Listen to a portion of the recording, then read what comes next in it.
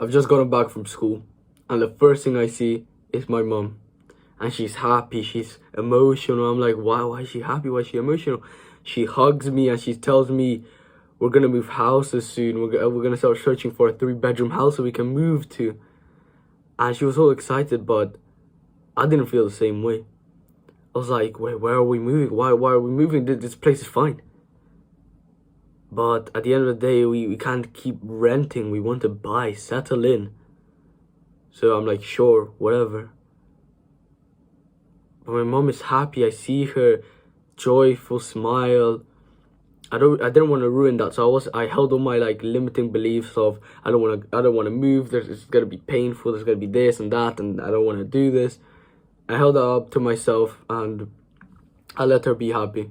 2 months after that, we're searching for 3-bedroom houses on this app. I forgot the name of it. We're searching for 3-bedroom houses, places where we can go, searching up the house, looking at the location, see if it's good for us. And we filter out a few houses, about 6.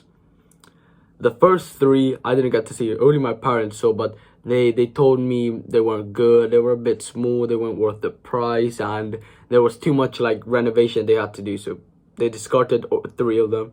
Then there was another 3, and these 3 were special. There was this one house. It was pretty good. It had a garage. It had a garden. It had pretty much what you need.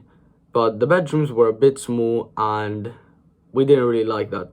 So we thought it could be a house we could buy, but probably not the one we want to buy. And then the second one got recommended to us by the same woman that was trying to sell us that was showing us around the first house. She was like, oh, there's a house similar to this one a few blocks down that's trying to get sold. It's trying to be sold by this family who's moving now to Cornwall. They want to sell it to a family, and you might be interested.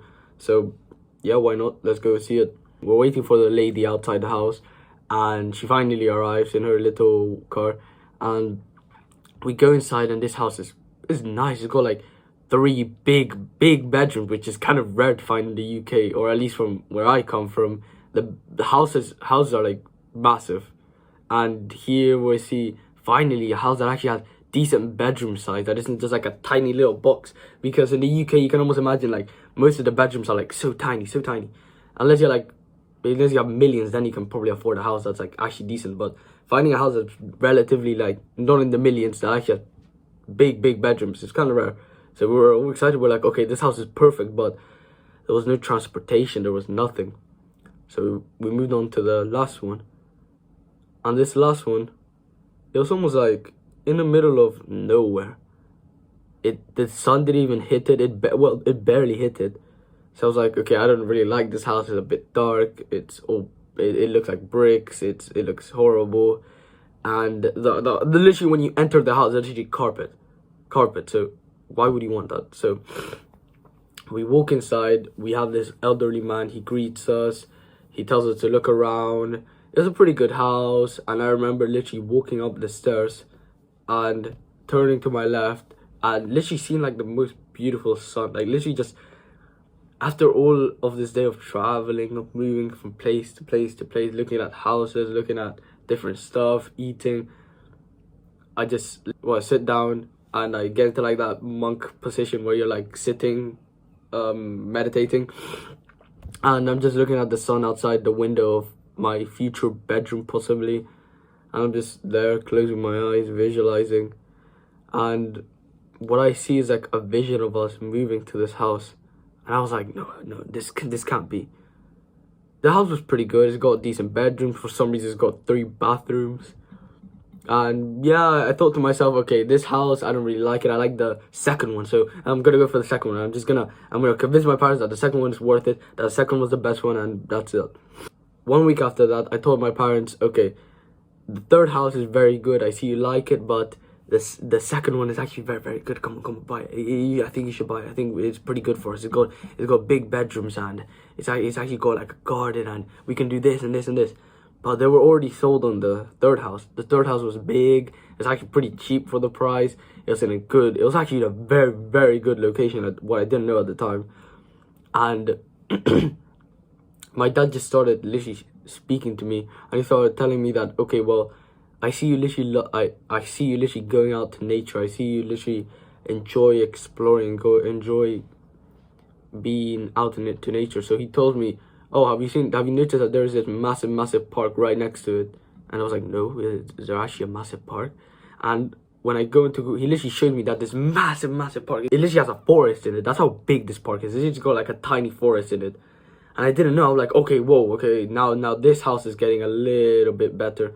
So I slightly switched my angle from being like, okay, this house is horrible, there's nothing, it's in the middle of nowhere, to, okay, there's this massive park and I'm going to be able to walk into nature, record in nature. I'm going to be like, oh, I'm getting so many ideas.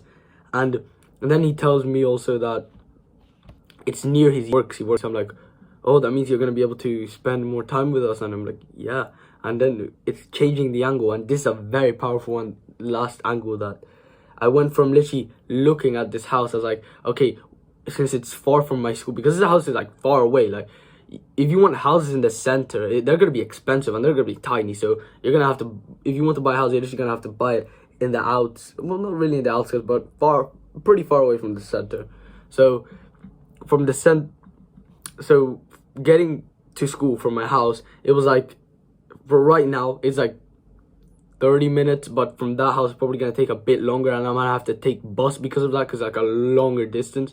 And I was thinking to myself, but I don't want to do this, man. I have to take the bus.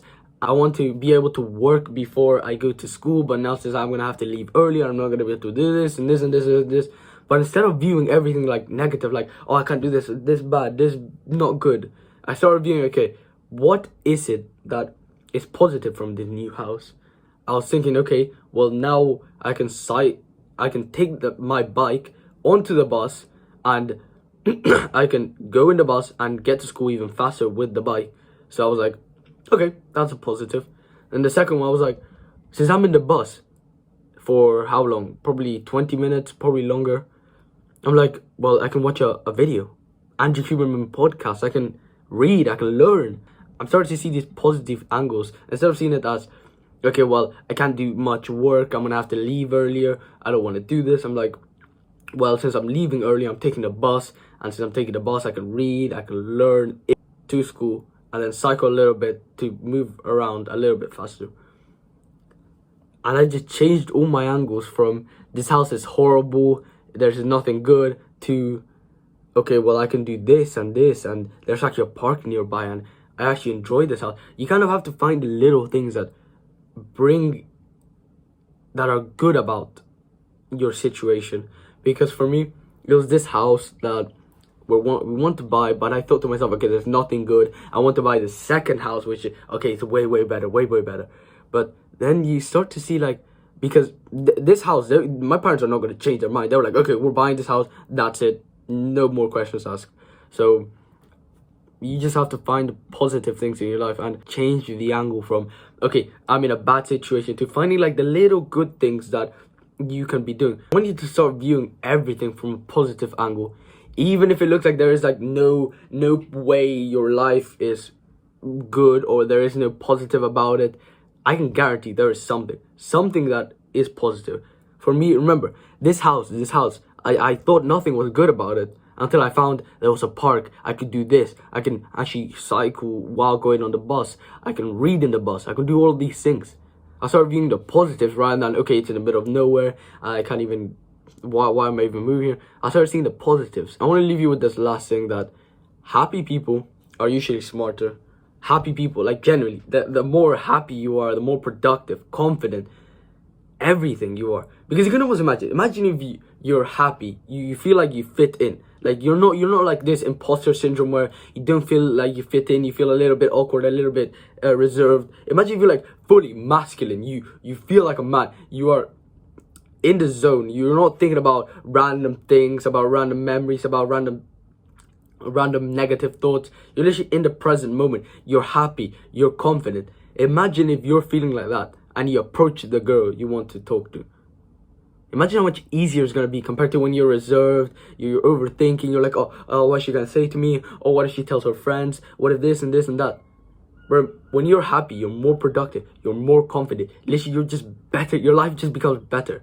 And in turn, because you feel happier, you usually socialize. When we're happy, we usually like to speak to people about, and when you speak to people, your mental health improves even then, because, well, we as humans are social creatures. We like to socialize, we like to speak to other people, and this further improves your mental health, which then makes you more happy, which then makes you improve your health even more, and it's like this cycle of happiness, basically. And there's something interesting that I read, that companies like Google have invested more into employee support and employee satisfaction, and the results were crazy. For Google, it literally rose by 37%. 37%. Imagine Google, like this big billion-dollar company. 37% is not just a few thousand, it's literally millions. Millions. 37% literally rose. And why?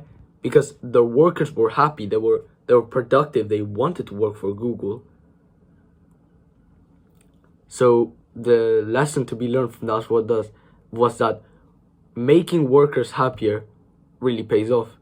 And you can almost keep this in mind when you're like starting your business. You want to maybe hire a few employees, editors or whatever. You probably want to pay them well, and you probably want to you want to treat them well, you want to pay them well, and you probably want to pay them a little bit more than they deserve, so that they actually like you and they work even harder for you. So it's just something to keep in the back of your mind. And the takeaway from this video is that you start viewing everything in your life from a positive angle, even if it looks like it can't be.